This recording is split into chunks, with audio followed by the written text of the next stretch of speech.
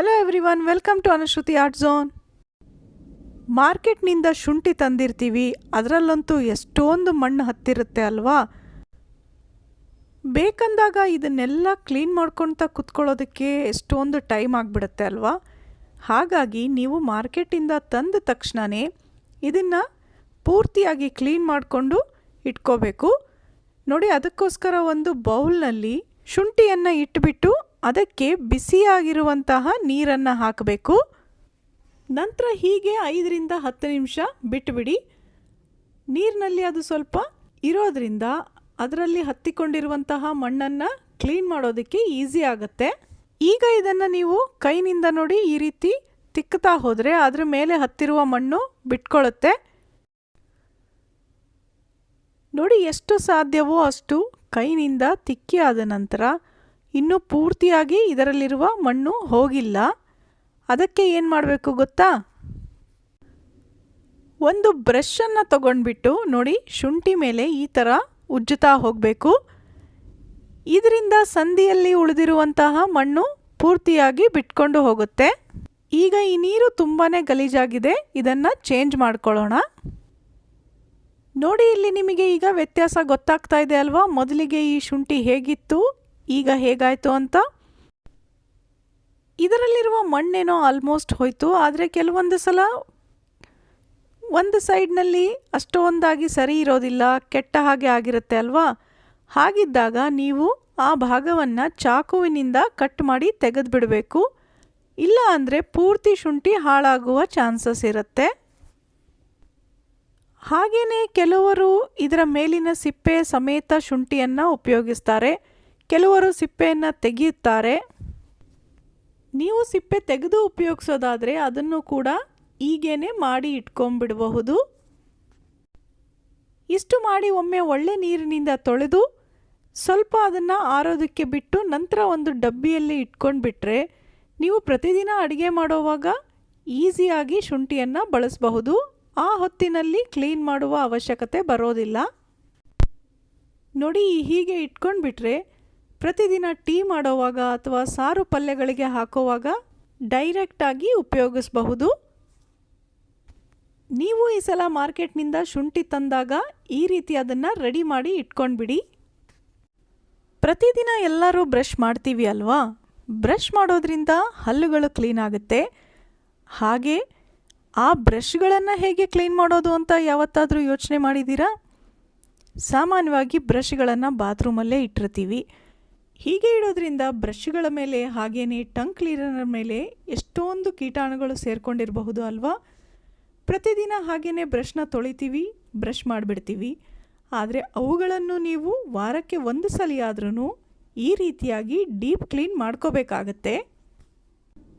ಅದಕ್ಕೆ ನೀವು ಒಂದು ಪಾತ್ರೆಯಲ್ಲಿ ನೀರು ಬಿಸಿ ಮಾಡೋದಕ್ಕೆ ಇಟ್ಬಿಟ್ಟು ಅದರಲ್ಲಿ ಅರ್ಧ ಚಮಚ ಉಪ್ಪನ್ನು ಹಾಕಿ ಆ ನೀರು ಸ್ವಲ್ಪ ಕುದಿಯೋದಕ್ಕೆ ಸ್ಟಾರ್ಟ್ ಆದ ನಂತರ ಅದರಲ್ಲಿ ನೀವು ನೋಡಿ ಬೇಕಿಂಗ್ ಸೋಡಾ ಅಂದರೆ ಅಡುಗೆ ಮಾಡೋದರಲ್ಲಿ ಉಪಯೋಗಿಸ್ತೀವಲ್ವ, ಆ ಅಡುಗೆ ಸೋಡಾನ ಅರ್ಧ ಚಮಚದಷ್ಟು ಹಾಕ್ಕೋಬೇಕು.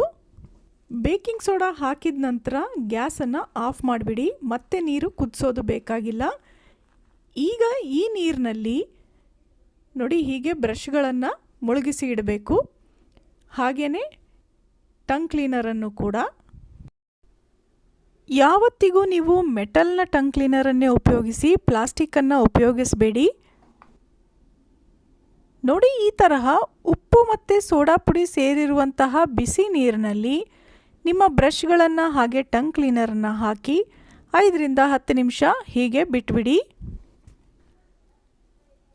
ಹೀಗೆ ನೀವು ವಾರಕ್ಕೆ 1 ಸಲನಾದರೂ ಬ್ರಷ್ ಮತ್ತು ಟಂಗ್ ಕ್ಲೀನರ್ನ ಕ್ಲೀನ್ ಮಾಡೋದ್ರಿಂದ ಇವುಗಳಲ್ಲಿ ಯಾವುದೇ ರೀತಿಯ ಕೀಟಾಣುಗಳು ಉಳಿದಿರೋದಿಲ್ಲ.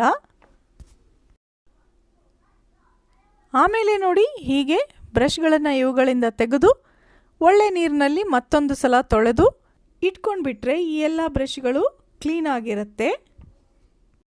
ನೋಡಿ, ಟಂಗ್ ಕ್ಲೀನರನ್ನು ಕೂಡ ಆದಷ್ಟು ಹೀಗೆ ಮೆಟಲ್ನಲ್ಲಿ ಇರೋವಂಥದ್ದನ್ನೇ ಬಳಸಿ. ಪ್ಲಾಸ್ಟಿಕ್ಕನ್ನು ಪ್ರತಿದಿನ ಹಾಗೆ ಉಪಯೋಗಿಸೋದು ಒಳ್ಳೆಯದಲ್ಲ ಅಲ್ವಾ.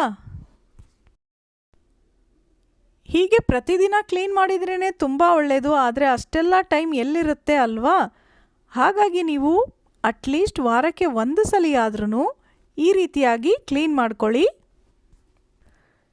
ನಿಮ್ಮ ಹತ್ರ ಇನ್ನೂ ಹಳೆ ಟೀ ಶರ್ಟ್ಗಳು ಅಥವಾ ಅದರಿಂದ ಏನನ್ನಾದರೂ ಮಾಡಿ ಕಟ್ ಮಾಡಿರುವಂತಹ ಪೀಸ್ ಬಟ್ಟೆಗಳು ಉಳಿದಿದೆನಾ? ಹಾಗಿದ್ರೆ ಈ ವಿಡಿಯೋ ನಿಮಗೆ ತುಂಬಾ ಉಪಯುಕ್ತ ಅನಿಸುತ್ತೆ. ಮಿಸ್ ಮಾಡದೆ ಪೂರ್ತಿಯಾಗಿ ನೋಡಿ. ಮೊದಲಿಗೆ ಟೀ ಶರ್ಟ್ನ ತೋಳಿನ ಭಾಗನ ಹಾಗೆಯೇ ಸ್ವಲ್ಪ ಮಟ್ಟಿಗೆ ಕತ್ತಿನ ಭಾಗ ಕೂಡ ಕಟ್ ಮಾಡ್ಕೊಳ್ಳಿ. ಸಾಮಾನ್ಯವಾಗಿ ಎಲ್ಲರ ಮನೆಯಲ್ಲೂ ಹಳೆ ಬಟ್ಟೆಗಳು ಉಳಿದೇ ಬಿಟ್ಟಿರುತ್ತೆ ಅಲ್ವಾ? ಅದರಿಂದ ಏನು ಮಾಡೋದು ಅಂತ ನೀವು ಯೋಚನೆ ಮಾಡ್ತಾ ಇದ್ದರೆ ನಮ್ಮ ಚಾನಲ್ನಲ್ಲಿ ಇರುವ ವಿಡಿಯೋಗಳು ನಿಮಗೆ ತುಂಬಾ ಉಪಯೋಗಕ್ಕೆ ಬರುತ್ತೆ. ಈಗ ಟೀ ಶರ್ಟ್ನ ಉಲ್ಟಾ ಮಾಡಿಕೊಂಡು ಕತ್ತಿನ ಭಾಗದಿಂದ ನೋಡಿ ವಿಡಿಯೋದಲ್ಲಿ ತೋರಿಸ್ತಾ ಇದ್ದೀನಲ್ಲ, ಆ ರೀತಿಯಾಗಿ ಹಿಡ್ಕೊಂಡ್ಬಿಟ್ಟು ಈ ತರಹ ಜೋಡಿಸ್ಕೋಬೇಕು. ಜುಟ್ಟು ಹಾಕ್ತೀವಲ್ವಾ ಆ ತರಹ ಬರಬೇಕು. ಇಲ್ಲಿಗೆ ಒಂದು ಬಟ್ಟೆಯಿಂದ ಬಿಗಿಯಾಗಿ ಗಂಟು ಹಾಕಿ ಅದೇ ಟೀ ಶರ್ಟ್ನ ಒಂದು ಪೀಸ್ನ ಉಪಯೋಗಿಸಿ ನಾನಿಲ್ಲಿ ಗಂಟು ಹಾಕ್ತಾ ಇದ್ದೀನಿ. ಈಗ ಗಂಟು ಹಾಕಿರೋ ಭಾಗದಲ್ಲಿ ನೋಡಿ ಈ ರೀತಿಯಾಗಿ ಒಂದು ಬಳೆ ಅಥವಾ ಚಿಕ್ಕ ರಿಂಗ್ ಥರದ್ದನ್ನು ಸೇರಿಸ್ಕೊಂಡ್ಬಿಟ್ಟು ಟೀ ಶರ್ಟ್ನ ನಾರ್ಮಲ್ ಪೊಸಿಷನ್ಗೆ ತಗೊಳ್ಳಿ. ಅಂದರೆ ಟೀ ಶರ್ಟ್ನ ಉಲ್ಟಾ ಮಾಡ್ಕೊಂಡಿದ್ವಲ್ವಾ ಅದನ್ನು ಸರಿ ಮಾಡ್ಕೊಳ್ಳಿ. ನೋಡಿ ಈಗಿದು ಈ ರೀತಿ ಕಾಣಿಸುತ್ತೆ. ಇಲ್ಲಿ ವಿಡಿಯೋದಲ್ಲಿ ತೋರಿಸ್ತಾ ಇದ್ದೀನಲ್ವಾ ಆ ತರಹ ಒಂದು ರಬ್ಬರ್ ಬ್ಯಾಂಡ್ ಹಾಕ್ಕೊಳ್ಳಿ. ಈ ತರಹ ಬಳೆ ಹಾಕೋದ್ರಿಂದ ಒಂದು ಸೈಡ್ನಲ್ಲಿ ಹೊಸ ಡಿಸೈನ್ ಮಾಡಿದ ಹಾಗೆ ಆಗುತ್ತೆ. ಈಗ ನೋಡಿ ಒಂದು ಕಡೆ ಪೂರ್ತಿ ಕವರ್ ಆಯಿತು. ಈ ಕಡೆಯಿಂದ ಓಪನ್ ಇದೆ ಅಲ್ಲ ಚೀಲದ ರೀತಿ. ಇಲ್ಲಿ ಈಗ ಹಳೆಯ ಪೀಸ್ ಆಗಿರುವಂತಹ ಬಟ್ಟೆಗಳನ್ನು ತುಂಬುತ್ತಾ ಹೋಗಬೇಕು. ಈ ಮುಂಚೆ ಹಳೆ ಬಟ್ಟೆಗಳನ್ನು ಉಪಯೋಗಿಸಿ ಏನನ್ನು ಮಾಡಬಹುದು ಅಂತ ತೋರಿಸಿರೋ ವಿಡಿಯೋಗಳು ನಮ್ಮ ಚಾನಲ್ನಲ್ಲಿ ತುಂಬಾ ಸಿಗುತ್ತೆ.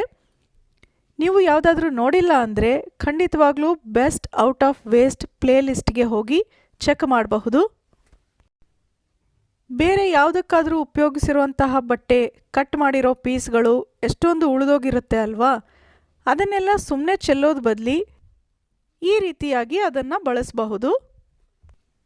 ಫುಲ್ ಬಟ್ಟೆಗಳನ್ನು ಹಾಗೆ ಹಾಕಿದರೆ ಒಂದೇ ಸೈಡ್ ಹೋಗಿ ಕೂತು ಬಿಡುತ್ತೆ. ಹಾಗಾಗಿ ಕಟ್ ಮಾಡಿ ಹಾಕ್ಕೊಂಡ್ರೆ ಒಳ್ಳೆಯದು. ನೋಡಿ ಎಲ್ಲ ಹಳೆಯ ಪೀಸ್ ವೇಸ್ಟ್ ಬಟ್ಟೆಗಳನ್ನು ಇದರೊಳಗೆ ತುಂಬಿ ಈ ರೀತಿಯಾಗಿ ಕವರ್ ಮಾಡ್ಕೋಬೇಕು. ಇದನ್ನು ನೀಟಾಗಿ ರೌಂಡ್ ಶೇಪ್ ಬರೋ ತರಹ ಬಟ್ಟೆನ ಅಡ್ಜಸ್ಟ್ ಮಾಡ್ಕೊಳ್ಳಿ. ಇಷ್ಟು ನೋಡಿದ ನಂತರ ನಿಮಗೆ ಗೊತ್ತಾಗ್ತಾ ಇದೆ ಅಲ್ವಾ ಇಲ್ಲಿ ಏನು ತಯಾರಾಗ್ತಾ ಇದೆ ಅಂತ? ಎಸ್, ಹಳೆ ವೇಸ್ಟ್ ಬಟ್ಟೆಗಳನ್ನು ಉಪಯೋಗಿಸ್ಕೊಂಡು ಸೋಫಾ ಮೇಲೆ ಅಥವಾ ದಿವಾನ್ ಕಾಟ್ ಮೇಲೆ ಇಡುವಂತಹ ಫ್ಯಾಷನಬಲ್ ಪಿಲ್ಲೋ ರೆಡಿ ಆಯಿತು. ಈಗ ನೋಡಿ ಈ ತರಹ ಎಲ್ಲವನ್ನು ಜೋಡಿಸ್ಕೊಂಡು ಜುಟ್ಟು ಕಟ್ಟೋ ರೀತಿ ಕಟ್ಕೋಬೇಕು. ಈ ಕಡೆ ಸೈಡ್ ಹೇಗೆ ಮಾಡಿದ್ದೀವಿ ಅಲ್ವಾ, ಗಂಟು ಹಾಕಿಬಿಟ್ಟು ನಂತರ ಒಂದು ಬಳೆ ಸಿಗಿಸಿ ಅದೇ ಸೇಮ್ ಪ್ರೊಸೀಜರ್ ಈ ಭಾಗದಲ್ಲೂ ಕೂಡ ಮಾಡಬೇಕು. ನೋಡಿ ಇಲ್ಲಿ ನಾನು ಕಟ್ಟೋ ಬದಲಿಗೆ ರಬ್ಬರ್ ಬ್ಯಾಂಡ್ ಹಾಕಿ ಫಿಕ್ಸ್ ಮಾಡ್ತಾ ಇದ್ದೀನಿ. ಈಗ ಒಂದು ಬಳೆನ ಈ ತರಹ ಸೇರಿಸ್ಕೊಂಡು ಅದರ ಮೇಲೆ ಟೀ ಶರ್ಟ್ ಪೂರ್ತಿಯಾಗಿ ಕವರ್ ಮಾಡಿ ಮತ್ತೊಂದು ರಬ್ಬರ್ ಬ್ಯಾಂಡ್ ಹಾಕಬೇಕು. ಹೀಗೆ ಮೇಲೊಂದು ರಬ್ಬರ್ ಬ್ಯಾಂಡ್ ಹಾಕೋವಾಗ ಸೈಡಲ್ಲಿ ಉಳಿದಿರೋ ಬಟ್ಟೆ ಕೂಡ ಕಾಣದಿರೋ ಹಾಗೆ ಸ್ವಲ್ಪ ಅದನ್ನು ಒಳಗಡೆಗೆ ಸೇರಿಸ್ಕೋಬೇಕು. ಕೊನೆಯಲ್ಲಿ ಸರಿಯಾಗಿ ಪ್ರೆಸ್ ಮಾಡಿ ಕರೆಕ್ಟಾಗಿ ರೌಂಡ್ ಶೇಪ್ ಬರೋ ತರಹ ಮಾಡಿ. ನೋಡಿ ಈಗ ಎರಡೂ ಕಡೆಗೂ ಸೇಮ್ ಡಿಸೈನ್ ಆಯಿತು. ಹಾಗೆ ಇದನ್ನು ಮಾಡೋದಕ್ಕೆ ಹೆಚ್ಚಿಗೆ ಸಮಯನೂ ಬೇಕಾಗಿಲ್ಲ, ತುಂಬ ಹೊಲಿಯೋ ಕೆಲಸನೂ ಕೂಡ ಇಲ್ಲ ಅಲ್ವಾ? ಹಳೆಯ ಬಟ್ಟೆಗಳಿಂದ ಈ ರೀತಿಯಾದ ಉಪಯೋಗ ನೀವು ಥಿಂಕ್ ಮಾಡಿರಲಿಲ್ಲ ಅಲ್ವಾ? ಹೀಗೆ ಹೆಚ್ಚಿನ ಕ್ರಿಯೇಟಿವ್ ವಿಡಿಯೋಗಳಿಗೋಸ್ಕರ ನಮ್ಮ ಚಾನಲ್ನ